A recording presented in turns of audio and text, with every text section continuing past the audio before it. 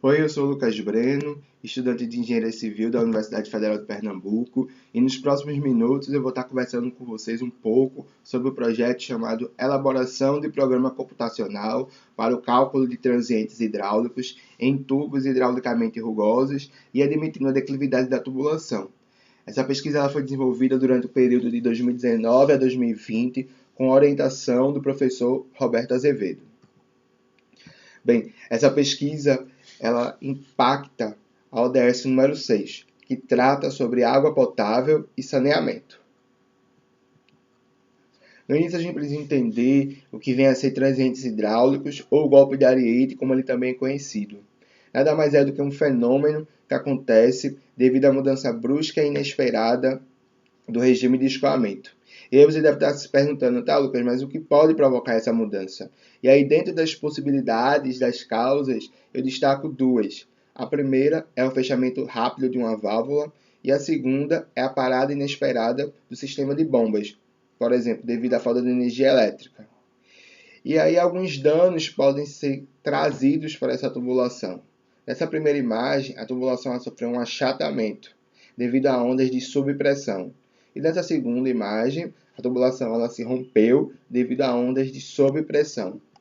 O objetivo da pesquisa era desenvolver um programa computacional com auxílio do Visual Basic for Application, que aplicava o método das características para determinar os principais parâmetros hidráulicos no estudo do fenômeno.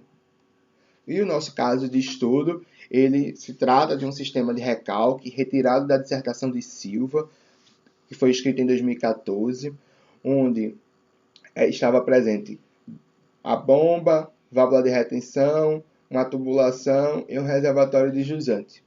E aí foram admitidas algumas hipóteses, dentre elas aqui.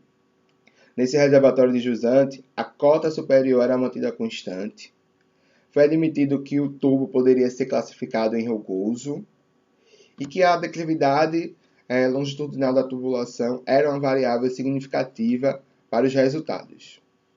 O método das características ele se apoia em dois princípios, o da conservação de massa e o da quantidade de movimentos.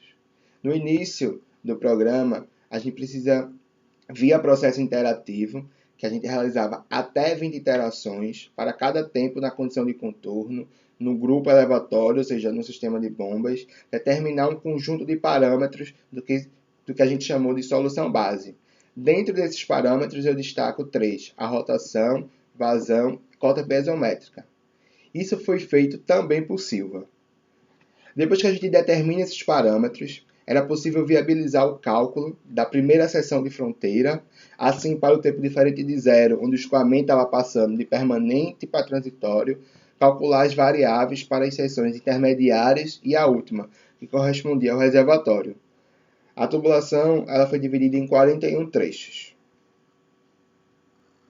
Bem, analisando os resultados do programa desenvolvido e disponibilizado por Silva, percebemos que há divergência nos tempos iniciais do processo iterativo no trabalho dele.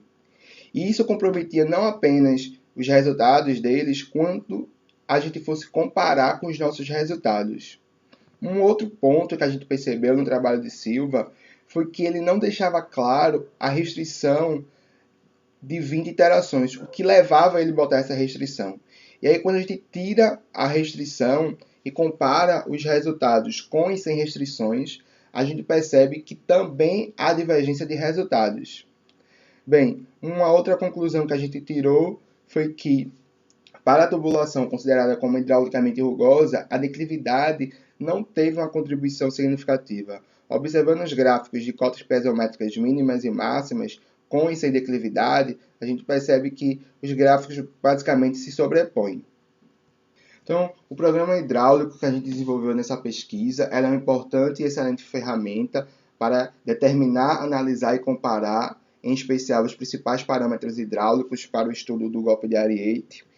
E os meus agradecimentos vão para o professor Roberto, por conta da parceria que foi desenvolvida ao longo desse tempo e pelo impacto que a gente causou com essa pesquisa na engenharia civil. Eu estendo esses agradecimentos para a universidade, para a ProPesc e para o CNPq.